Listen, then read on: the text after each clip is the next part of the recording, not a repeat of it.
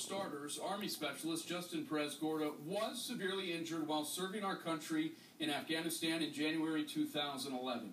But parts of this story are very much in question tonight. Specifically, whether Perez is paralyzed, as he and his wife publicly claimed for years. I've seen him with my own eyes, and that claim is not true.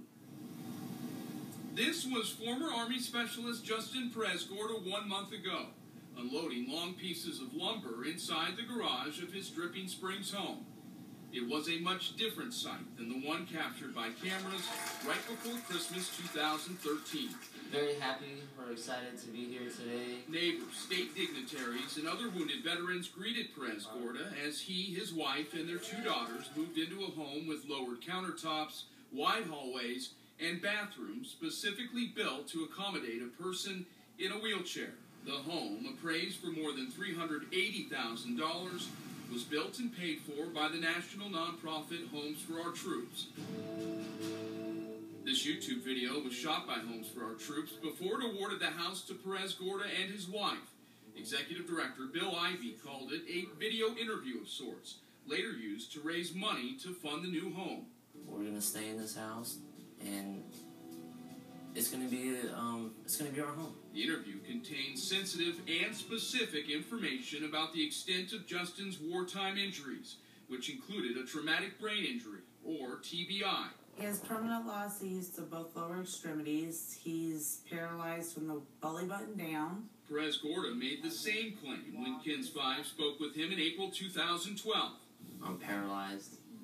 I have TBI. The medical assertion fell apart almost as soon as the Perez rolled out the welcome mat. Within weeks, in January 2015, members of the community began to see something incredible. Justin walking around his property with no wheelchair in sight. When approached about Justin's recovery from paralysis, the couple became angry and withdrawn, according to Dripping Springs residents we spoke with, who asked us not to reveal their names. Their concerns made it to Homes for Our Troops, which repeatedly reached out to Justin last year. He did not respond to their inquiries, according to the nonprofit. So, late last year, an employee for Homes for Our Troops drove from Alabama to Texas to investigate. According to the organization, Justin refused to come out of a back bedroom. The employee talked to Justin's wife for 45 minutes, but left town without any answers. We hear that phrase a lot, permanently paralyzed, or paralyzed from the belly button down or the waist down. Is that phrase used too much?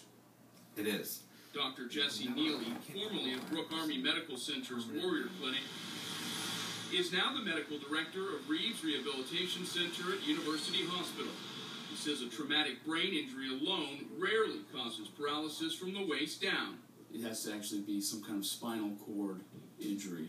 Correct. My rehab... So what were Perez injuries? He qualified for the home after completing the U.S. Department of Veterans Affairs grant process for specially adapted housing and passing a background check. The Army confirmed to the I-Team Perez was medically retired from the military, but his medical records are sealed. Homes for Our Troops now believes Perez actually has an incomplete spinal cord injury.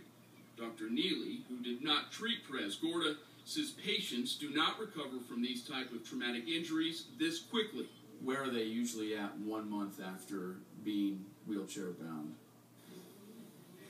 They would be in outpatient physical therapy, utilizing a walker or other sort of assistive device to walk. Last month, we made a trip to Dripping Springs and sure enough saw what neighbors have seen for 17 months. Justin Perez walking, then carrying wood. Hey, Justin? He stood face to face with us as he threw us off his property. We covered the building of this house back in 2013.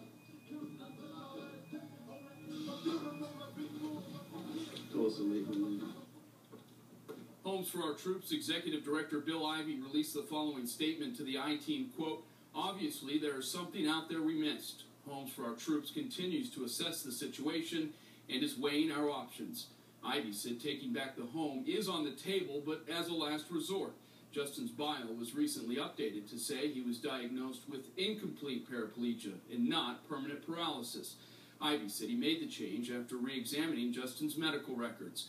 I spoke with Justin's wife, Josephine, for an hour yesterday.